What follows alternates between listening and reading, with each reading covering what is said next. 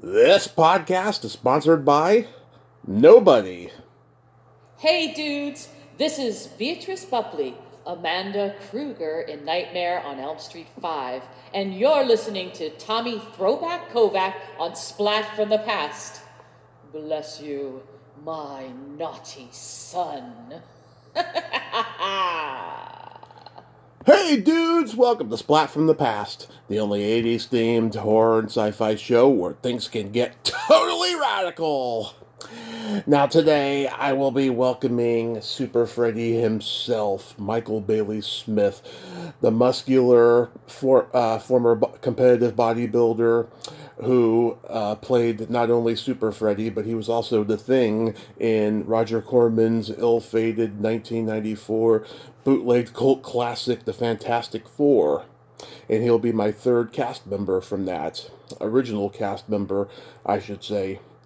And God, he's been in so many great things. Men in Black 2, The Master of Disguise. Of course, he's Pluto in the Hills Have Eyes remakes. And he was on one of my favorite episodes of Family Matters, where he played the leader of a tough street gang, and his name was Snap. And there's some Bruce Lee fighting in that episode. It's really funny. He was on a great episode of Renegade with Jesse Ventura. Lots of great stuff. And he could have been a Dallas Cowboy. And we're going to be talking about a lot of that stuff today, and I can't wait. Um, Halloween October has been a great month, and we got, you know, nearly 11 days, 12 days left of it. And so it's going to keep on going, and we're going to go out with a bang. And even with all this crazy political shit that we got going on in this country, it's a lot of fun, and I'm very hopeful. And that's all I've got to say about that. So yeah, here is my interview with Michael Bailey Smith.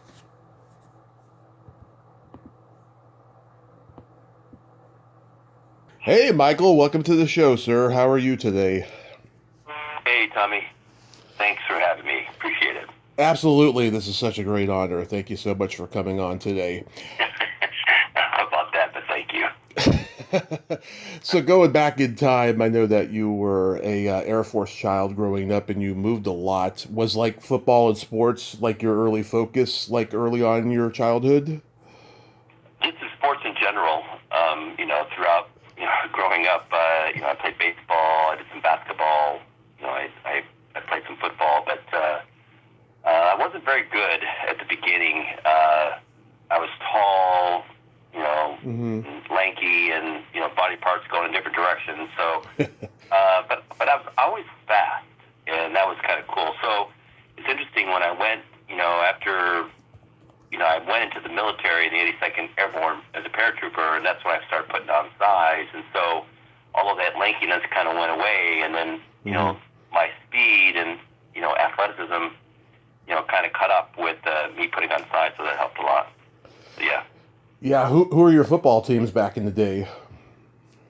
Well, always been a Detroit Lions fan. Even when I was in college, they came out and looked at me when I was playing in college. But after I got injured my senior year in college, so that went away. But the Cowboys were always interested, and a few other teams. The Raiders were, and I had a bunch of teams looking at me. They came out to practice and things like that because I was pretty fast. At 290, I ran a 4.840, so it's pretty fast, and so and I could hit you pretty good, so I had no fear, and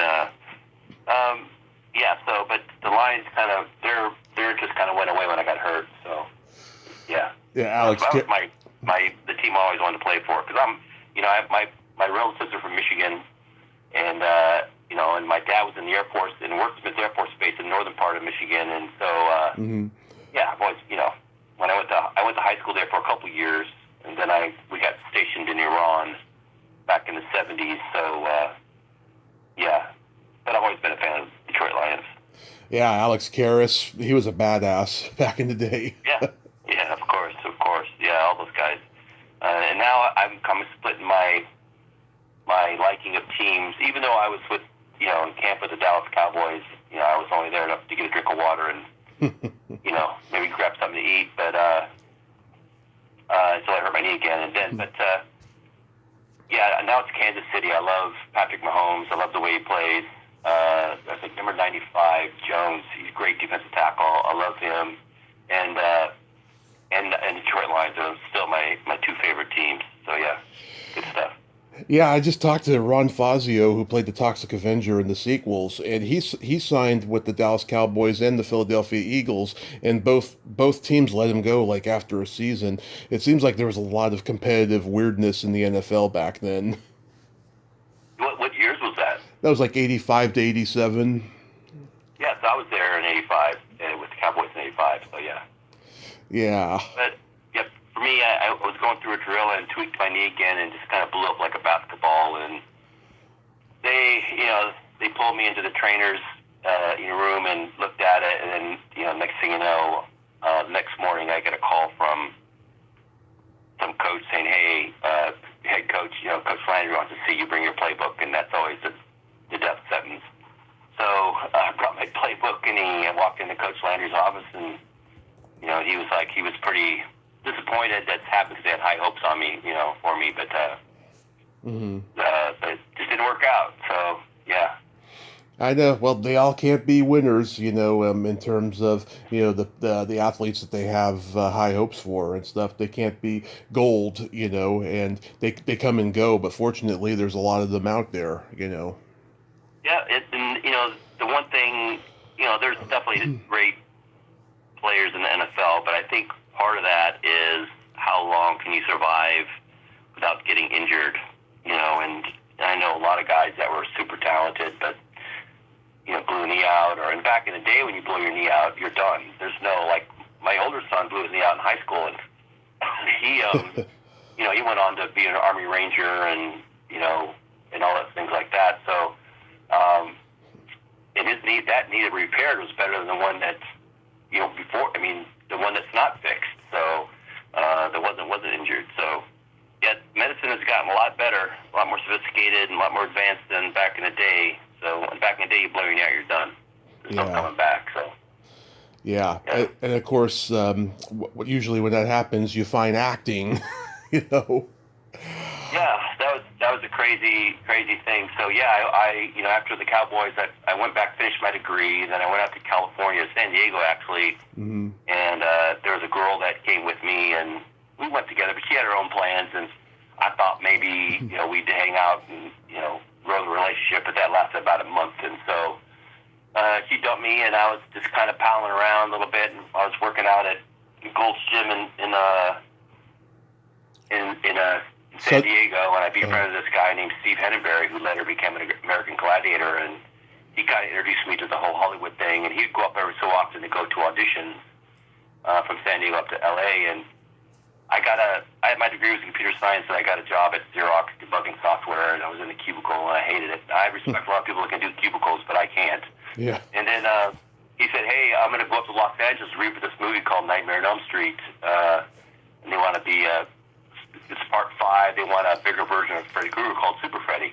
Maybe you could audition too." So I went up with them, and I'm a guy who came from small towns, small Air Force towns and things like that. And next thing you know, I'm in the heart of Hollywood, Sunset and Vine, and saw the Walk of Fame, saw the Brown Derby, saw the Hollywood sign. I'm like, wow, this is so cool. And so he went to audition, and then I came in after, and this guy, his director was named Stephen Hopkins, and he asked me if I could laugh like Freddy Krueger, and I did, and he said, "You got the role." He said a couple other words too, but that was pretty much it. He said it was pretty awesome, so I let this big laugh, and that's what got us going. Next thing you know, about 2 weeks later, I'm on the set, and I'm on the set with Robert Englund in the trailer with him, and he and I are talking about Freddy Krueger, and we're talking about his past and my past, and he was just a super, super nice guy, Robert Englund was, and that's kind of that's what really wanted me to become an actor was that. And I was going to say is that if he wasn't a nice guy, just as gracious as he was, I probably would have not wanted to get into business. But he was so open and cool, and I said, "Damn, I want to do this." So, doing the role, I got my first 3 lines. I got my SAG card out of it, but I was scared I was scared shitless. I really was. I lined up against some of the toughest guys in football, but when some little director's calls action, I'm like, holy crap, I got to say words and walk at the same time. And so, but it gave me the desire and the drive to be good at this, or at least try to be good at this, as an actor. So when I got done, I moved up to Los Angeles. I slept in my car for a few days, but then I got an apartment and slept on the floor in this apartment and with this creepy dude, and I was there for a while and started taking acting classes. And while I was doing that, I was working at a test laboratory, testing software and hardware. So instead of waiting tables like most actors, I worked at a test laboratory during the day, and it was flexible. I could come and go when I wanted to, and so I did that. And at nighttime, 4 nights a week, I was taking scene study and improv and cold reading and audition techniques and in theater and everything I could to learn the craft. And I did it for 2 years straight hard. And during that time, I auditioned a few times, and at the beginning I sucked. I wasn't very good at it. The whole audition process is totally different than actually. I mean, there's some similarities, but the audition process is like separate from actually doing the gig, the actual movie or TV show or commercial. So. Who were your teachers when you were studying? My teachers, the main one was a guy by the name of Jeremiah Comey. He doesn't teach anymore, but he was the guy. His method was based off of Meisner. Mm-hmm. So he believed there was five feelings that any human has, and to relate to those 5 feelings. In other words, happy, anger, sadness, love, and fear. And so if you're in the middle of a scene, he can tell if you're bullshitting or not. You could tell when an actor, especially someone that doesn't sound real, doesn't ring true, and he will stop you in the scene and he goes, what's the other person feeling?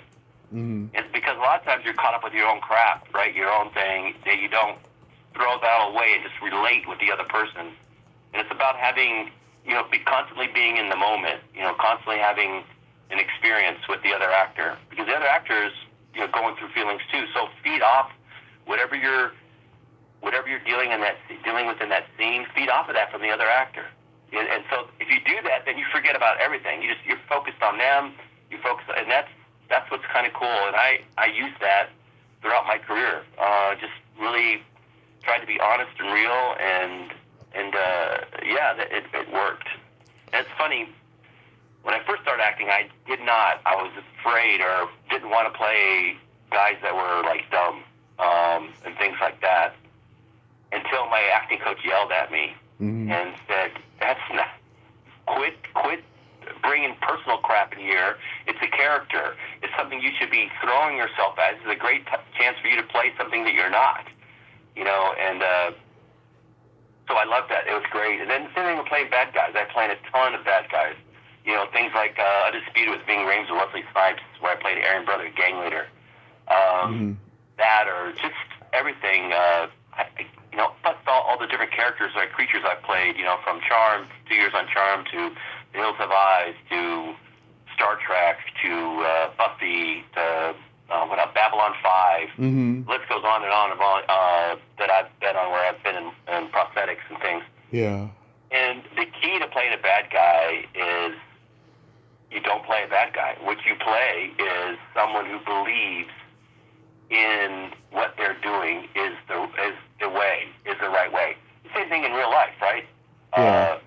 Most people that are bad people they don't believe that they're bad. They're on a mission. They're either to rid the world of something or whatever it is, right? Even like Jeffrey Dahmer probably didn't think he was doing something bad. Yeah. He was that's what he truly believed, and he was sick, of course, and twisted and demented and all those things like that. But all those guys, even mass murderers, or like Hitler or whoever you want to call. I mean, all those guys were on a mission, right? Right. They didn't think they were doing bad things, and so that's the key of playing a bad guy, is believing that in what you're doing is the right thing, and everybody else is wrong. Absolutely. That it rings true. So yeah. Absolutely. You guest starred on a really good episode of Renegade with Jesse Ventura. How was that experience? Oh, it was great. That was my first episodic that I did, TV episodic. It was really good. Lorenzo Lamas is great. I did before that movie, so I got lucky and did I did Nightmare on Elm Street. My second movie was CIA Codename Alexa with O.J. Simpson, Lorenzo Lamas, and Kathleen Kenmont. Yeah. So when I did that, and Lorenzo was great, and then I don't know how many, maybe a year later, I'm doing Renegade, and with Lorenzo. But my partner was Jesse the Body Ventura. This is before he was the governor of Minnesota. Right. And so he was a pretty cool dude. I mean, he's a great guy. So he and I had a lot of talks. He's a former Navy SEAL, and and I was a paratrooper in the 82nd Airborne Division. So we both put on the uniform, and he's a good dude. So yeah. I heard some good stories about Predator. So good stuff. Yeah, Phil Fondacaro's in this episode. You call him the half man, half mutant. Yeah. He's a great guy. I've met him. He's a great guy. So I've talked to Jay and Rebecca about the Fantastic Four, and I saw it on YouTube recently. It's really good. How did you get cast as the Thing? Well, actually, it was either during the episode, either during the time I was doing, I think it was Renegade. Mm-hmm. And it's normally like a 6-day shoot or something like that. So I had a day off, and so my manager called and said, "Hey, got an audition for this movie called Fantastic Four. It's a superhero movie. You're playing Ben Grimm, the Thing." And so I drove up from San Diego where they were shooting Renegade. It's one of those Stephen Cannell films. He did that and Silk Stockings, which I did both of those TV shows. I guest starred on both. Mm-hmm. So I drove up to San Diego and I went there and auditioned. And next thing you know, I got a call back, and I came on the weekend, and I read again, and stayed right there, and then they called in the director, Ole Sony, and so he read for me, and that was it. Next thing you know, I got the role, and playing the role, I just thought, first of all, I thought it was strange that I was auditioning like right before Christmas break, because normally Hollywood shuts down like about, I'd say, the second week of December. It doesn't open up again until probably mid-January. Mm-hmm.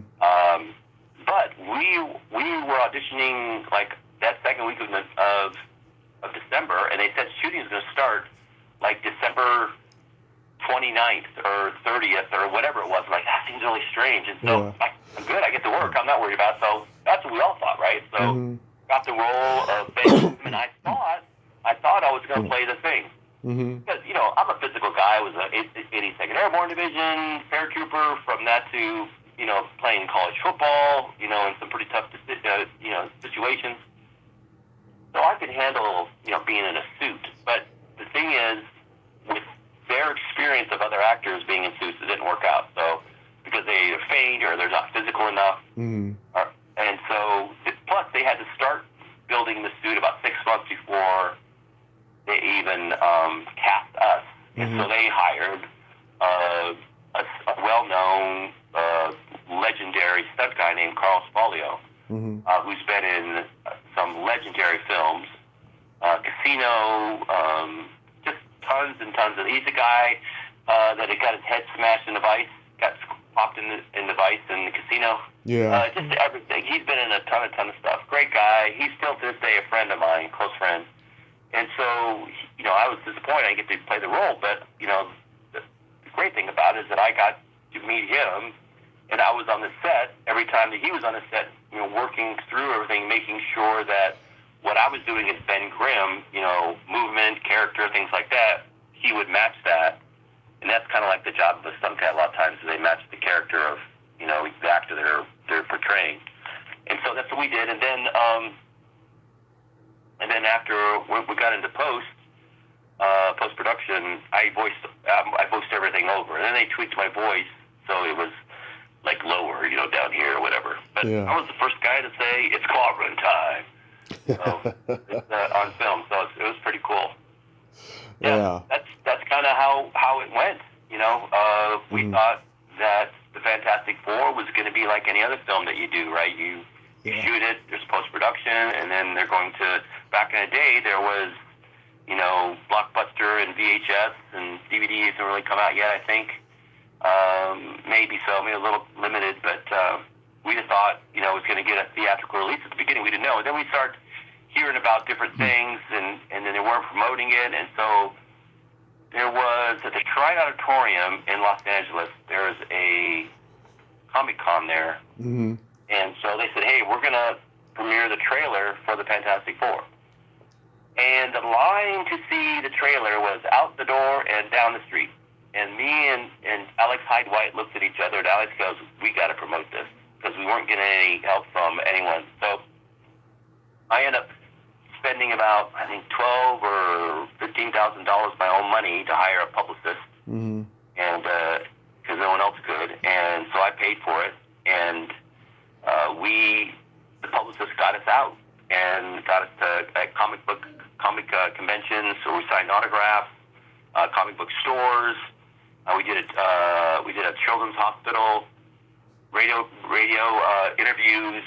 What else did we do? I was in Playgirl magazine. How was that? I was fully clothed. This is one of the articles at the beginning. You're just talking about some actors talking about it. Anyway, yeah. When I just got married about 6 months ago, and my wife said, "Going, you were a Playgirl?" I said, "I was not naked. Don't worry." So, and it's funny. It's funny when the first question when I met my now wife. By the time we started dating a couple years ago, the first thing she asked me, she goes, "So you're an actor in Hollywood?" I said, "Yeah, I was." I said, "I've retired from now. I just write now." And she goes, "Have you done porn before?" I said, "No, I haven't done porn. That's what actors don't do that." So anyway, the first thing that she asked me. So that we promoted everything. I remember one time we were flying back on a plane. Me and Alex was, and remember, I don't know, when Flat Tennis would pop in the VHS tape for a movie or whatever, right? Oh yeah. And so I convinced them to pop in the trailer for the Fantastic Four on the plane, and they did, and the whole plane cheered. It was pretty cool. That is pretty cool. Yeah. I was working with James Gardner in the Rockford Files. I Still Love L.A. Yeah, James Garner was great. As you're doing these movies and TV shows, especially with legendary people that have been doing it a lot longer than you, you learn, and sometimes you get checked. Like, for instance, and you learn these things, right? I remember I had to go to his trailer, and I grabbed him. We were going to throw him in the trunk. So I grabbed him, and the camera's on my right, and I'm on James Garner's right, and my other partner's on the left side, and the camera and lighting is all coming from the right, and I'm blocking him, and I'm blocking his light. Is what I'm doing, and I'm blocking his shot. I didn't know, and he just reaches over and goes, "Excuse me, son, you're blocking my light." So the funny thing about that, it was pretty funny. So I'm going to be 67 here in a couple weeks, which is crazy. I can't believe I'm going to be that age. Those two numbers don't seem possible, but it is. And I still go to the gym. I'm still in pretty darn good shape. And but back then I was in really great shape, and I used to eat really, really clean. So we normally we shot for a bunch of stuff, then we took a break and had dinner, and we were going to the night, and they had this cheesecake. I normally don't eat that, but I'm gonna splurge and have a piece of cheesecake. Oh my gosh! So I don't know if you know, but sugar and your body don't get along, and it causes flatulence. Yeah. So there's a scene where I throw James Garner down the hill, and I go after him, and so they have a stunt guy. Hold it on, my dog's going crazy. He's rolling down the hill, and I get down there, and I get on top of him, and the camera's like off to the side, and so I throw a punch into the sand like I'm punching him and reacting. But every time I threw a punch, you hear, every time I threw a punch, I'd fart. And oh my gosh, this is on camera. And then finally James Garner stopped. He goes, there's some like sand frogs around here somewhere. And then the whole crew started laughing. Love it. That's so awesome. You were on one of my favorite episodes of Family Matters, where you played Snap, the gang leader. That is such a funny episode, and those fight scenes are so realistic looking. Like they did a couple of them where Urkel turns into Bruce Lee and stuff. Like they look like they were well planned and everything. Like how was that executed? Well, good. The interesting thing is that during that scene, first of all, Urkel punched me in the balls during that. But anyway, by accident, of course. But other than that, I mean, we were. It was great. All the stunt guys there are all well-known people that have went on to do big films and just production companies and things like that. But my martial arts instructor was there. I met him. His name's Philip Tan, a well-known martial arts instructor. Mm-hmm. But not only that, he's a well-known stunt guy, stunt coordinator. His son, I forgot his name, but he is now a big movie star, which is great. But yeah, so I met Philip, and then he trained me for that show, and then I used him later on for other things. But he's a great guy. So great. It was a great show to work on. They really liked me. It's funny. The interesting thing about working on sitcoms, when you first start acting, you always think, for me, I always thought that working in movies was the pinnacle of being an actor, right? The best actors, right. The best everything. But then when you actually do the different mediums, like you do film, you do sitcoms and episodics and soap operas or commercials or video games, and I've done the whole array of them, you realize that, there's an Academy Award for film acting, but to me, who are some of the best actors is sitcom actors. Yeah. They are, because not only do they shoot a live show, but you basically do 5 days a week. So the first you show up on the set on Monday, and live shows on Friday normally. And what happens is that you go through that, and there's like these rehearsals, run-throughs, and you have producers and things like that, studio heads all watching you. And if you're not performing, they remove you in a second and put someone else in. I can't tell you how many times I've been on a sitcom opposite some other guy who's like a guest star or co-star. He's gone. They get rid of him. And it's happened to me a couple times. So it's never happened to me, but it's happened with other guys I work with. But the changes you get like a couple pages of changes every day. They're rewriting stuff because the writers are on the set too, rewriting stuff. In film, it's pretty much locked. That script, you might have some variations when you're filming. If now you're someone, who's a working actor, but movie stars get a chance to rewrite things every so often. But for the sitcoms, everything's timed to the second, and you have to say every word, everything. By what it says on the page, and you get changes, and you have to be on, and it's sometimes a live show. To me, those are the most talented actors. I think so. They're incredibly good. And then, but I've worked on some films where some actors show up drunk or don't know their dialogue, or they put their script on my chest when they're shooting, over my shoulder. Or it's just crazy. So yeah. But it was a blessing. Urkel, the guy who played Urkel, Jaleel White. Everybody. Yeah, they all, and I met him later on. He's a great guy, and all those guys. The whole cast was fantastic. Yeah, blessed. Yeah, and Richard Carell, who directed that episode, he was Richard on Leave It to Beaver. Yep. It's funny how you see a lot of these older guys who are TV actors, are now, behind the scenes, either producing or directing. Yeah. Oh, yeah, like Potsy, Anson Williams, he directed for years. Yep. Yeah. You played an alien on Star Trek Voyager. Was that a lot of hours of makeup? Yeah, working on that show, because they have a whole system, especially on TV shows, like for instance, Charmed, or if it's Buffy, which I've done both of those, but like Star Trek, they have they probably employ 50, maybe not 50, but at least 20 or 30 makeup effects artists. And they have a process and a crew that comes in and does it all, and they're very, very good at what they do. That part I was impressed with, for sure. There was a funny scene. We were shot this out in, I think, Needles, California, way out where it looks like, something off, like from another planet. And they shot a lot of films out there. I remember going out there, there's a stunt guy that was with us, and he was dressed up as like I was too, like from another planet, like prehistoric. Mm-hmm. And he had to stop at his hotel room to go get something. And when he went into his room, the maid was in there cleaning, and she jumped up and screaming "Chupacabras!" and then ran off into the desert. Mm-hmm. So he scared her pretty good. So that was fun. It was fun to work on. How's the Men in Black 2 experience? Good. It was very good.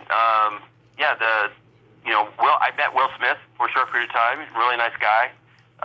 And they made this leather suit for me that took like 2 weeks to make, and I'm in like maybe a minute of the movie.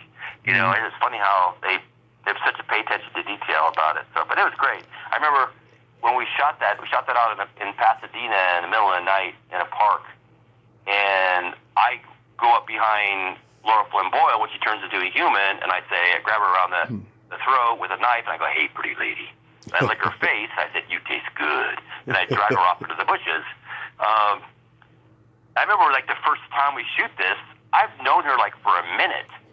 And the next thing you know, I'm licking her face. And I'm like, I remember during filming, I was like, I said, "Laura," I said, "it's so much strange. I don't even know you, and I'm licking your face already." She goes, I kind of like that.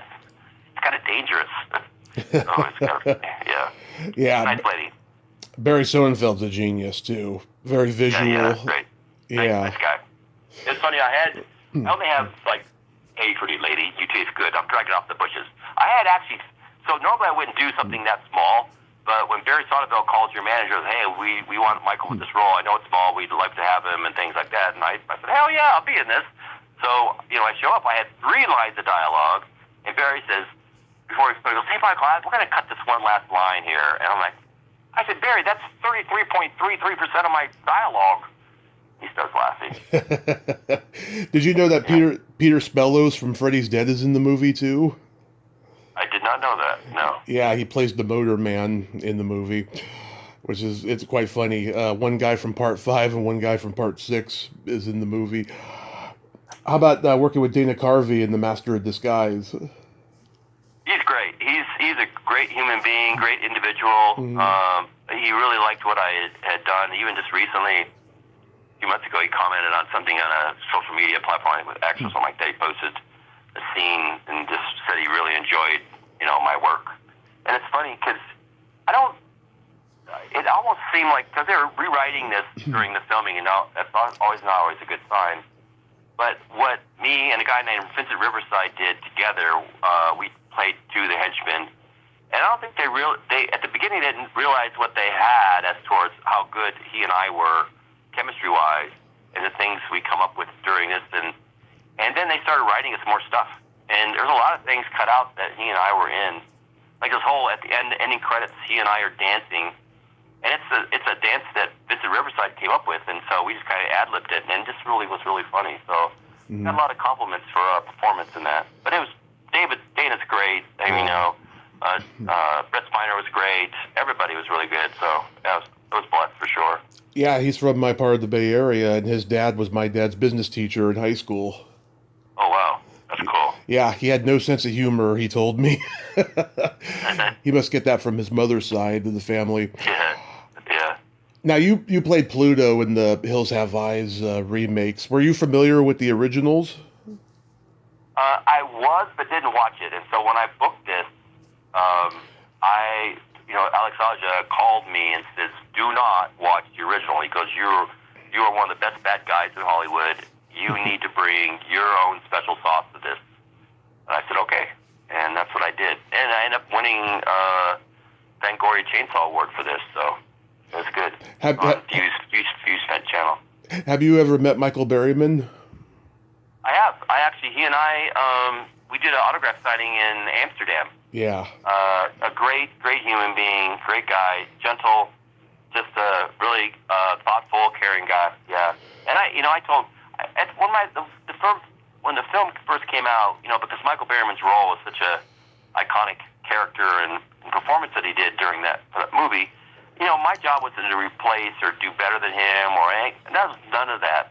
I did my thing, he did his. Ours is a different version of it. Yeah. And so, but his is iconic, and I think if it wasn't for him, we probably wouldn't have done the sequel to it. And but I had people like social media saying like bad things. You'll never replace him. That wasn't my job. I have my own character. If you didn't watch our version. If you did, you would have said that's a totally different character what Michael Berryman did. So yeah. he's just the greatest guy. I've been lucky to meet him twice, and he's been on the podcast. Just the greatest guy. And yeah, I mean, he's so iconic as Pluto because he's got that scary face that has scared so many generations of kids. But he's the sweetest guy, just the sweetest guy. What was Kathleen Quinlan like to work with? Super nice, iconic actress, just professional, like very kind and caring, and just, I mean, it's the kind of you kind of hoped that she was your mother. She's just a great lady. She, it's like, wow, she's beautiful too. I mean, all that together. Gorgeous. A nice lady, yeah. Gorgeous. And Vanessa Shaw too. Yeah, great lady. Actually, her and I are going to be I think I'm doing an autograph signing in New York in November. I think she's going to be there. That'll be my first time seeing her since the Hills Have Eyes. I mean, since 2006 when we did the movie. So yeah. Yeah, her mom and I are friends. Susan DeManti. She was in the Wilderness Family movies back in the 70s and stuff. Cool. Yeah, Vanessa's been acting literally her whole life. So you mentioned before that you write now. So like, what are you writing? Well, it's funny. I did a movie a long time ago, the 90s, called Space Marines. Had some great people in it, and I played this character, which I'm like, this guy named, forgot that guy's name. I was his right-hand man. I was Gunther, a big, tough space pirate kind of guy, but they didn't write an ending for me. They didn't kill me off. They killed everybody off. Oh, John Piper Ferguson was my boss. He's a good actor. And so Billy Wirth is in it. What? Yeah, Billy Wirth is in it. Yeah. Bunch of people. So anyway, it was great. But so what happened at the end? They didn't kill me off, and they were like freaking out. Wow, what are we gonna do? We're shooting our last day. I said. So I wrote a little, like a half page of scene for them. I said, what about this? They loved it, and we shot it. So then after the movie, I was still alive though. But it had a good ending for me. So then, and me going off to prison. And so I went to the director producer and said, hey, could I write the sequel for you? Just, see what you like. So I did. I ended up writing a sequel. It was really cool. But then I decided, because there was some stuff going on behind the scenes, I didn't get paid what I was supposed to get paid. I said, you know what, I'm gonna turn this into a totally different film, which I did. And that just started me, and people read my stuff, say, hey, you got a talent there. And so I just started writing. And I've written like 10 or 15 screenplays, all types. And so there's one I wrote just recently called My Good Boy. Just got optioned by a wonderful man by the name of David Jeffrey, who is he's on Tracker right now. He's a TV producer and editor. Great guy. I did a film for him like years ago. And how this all happened is that I stepped away from the acting and just been writing and doing. I've been in the tech business world. Yeah. And he called me out of the blue when I was walking into a meeting, and he said, "Hey, how you doing? It's good." I said, "Hey, remember that film we talked about like years ago?" I said, "Yeah." I said, "Well, I want to do it. I want to get out of TV, and I want to do this." And so that's what we're doing. So that's going to go into production at the beginning of next year. So that is the goal, and it's called My Good Boy. It's semi-autobiographical. It's, you always hear these great stories about these great athletes who achieve all these great things, overcoming this, that, whatever. We never hear about the guy who blows his knee out and is left with nothing. Yeah. and that was me. I was left with nothing. You go back to college, you try to finish your degree. You're now went from being a big man on campus to being a has-been. And, just the depression, all those things like that. And for me, I got caught up with some bad things in real life. And, but, I ended up getting out of it. But I had a point where I got guns in my face, shot at, I've been stabbed, some bad stuff. And so it's all of that story, and of course fictionalized. But yeah, it's that story. And it's about what someone goes through, regarding that. So. God, would you ever turn that into a memoir? Well, the thing is, I've been approached just recently to write my story. Mm-hmm. From everything from being a kid who was being picked on and beat up in high school, and to taking that anger and revenge feeling and turning it into and transferring that into sports, and then turning all that anger and aggression into sports, becoming a pretty good football player, and then all that. So yeah, there's a whole story behind that, and then my journey, finishing high school in the Middle East in Iran, to and to being in the military as a 82nd Airborne Division, to walking on Eastern Michigan. I had a chance to go to Notre Dame, and I chose to go to Eastern because I know I could play right at the bat.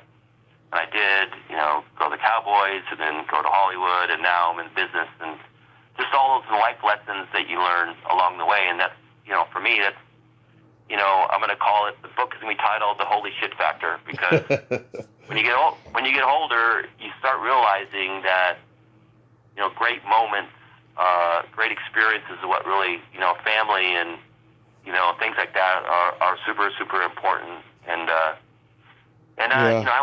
the kind of what I want to have in my life. I met a gal, her name's Paige, here, and I've been living now in Northwest Arkansas. She's just phenomenal, and she is the epitome of the holy shit factor. That is awesome. God bless you, man. So are you completely finished with acting, though? Yeah, once in a while I get a chance. I just did something like a little while ago. Like my last movie I did, Miracle Desert. So, and then I get once in a while someone wants me to read for something, and I will. I just started my own business about 4 months ago. It's funny. A lot of actors make good sales guys because what are they good at? Building relationships and relating to people. Right. And for me, it's a knack for me. I love selling, and I'm in the tech world, so in the IoT space, the Internet of Things.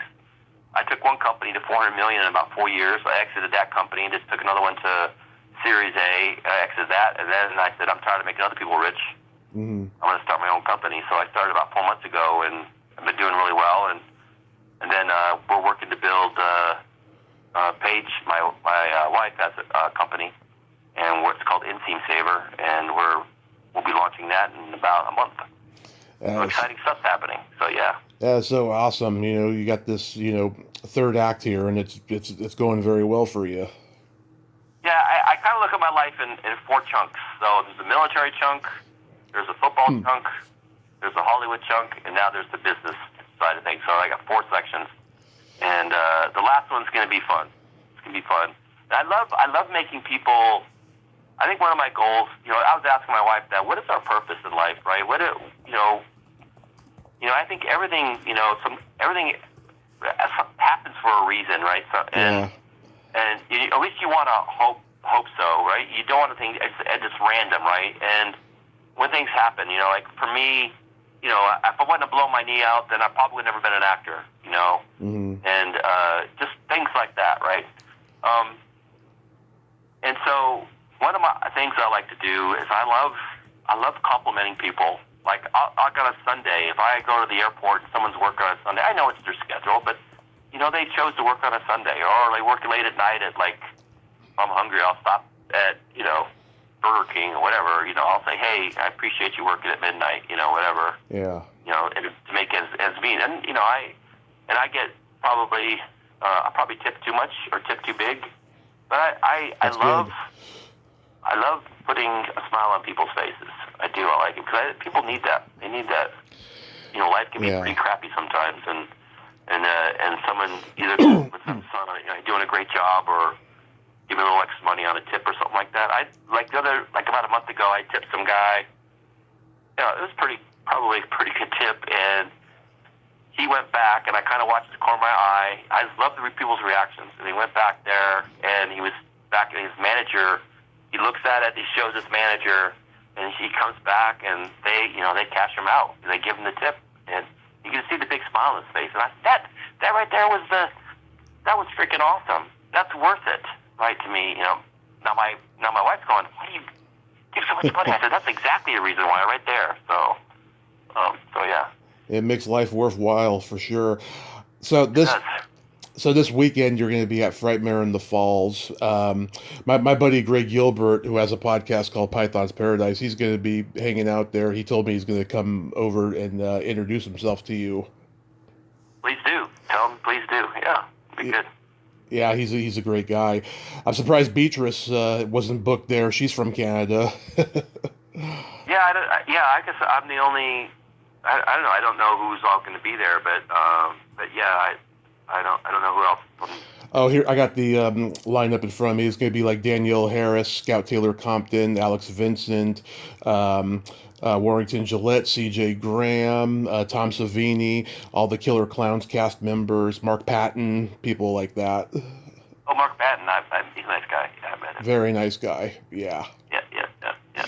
Well, Michael, I thank you so much for coming on today. I hope you enjoy Canada this weekend, and happy early birthday, and happy holiday season, and be safe out there. Maybe I'll see you at a con someday.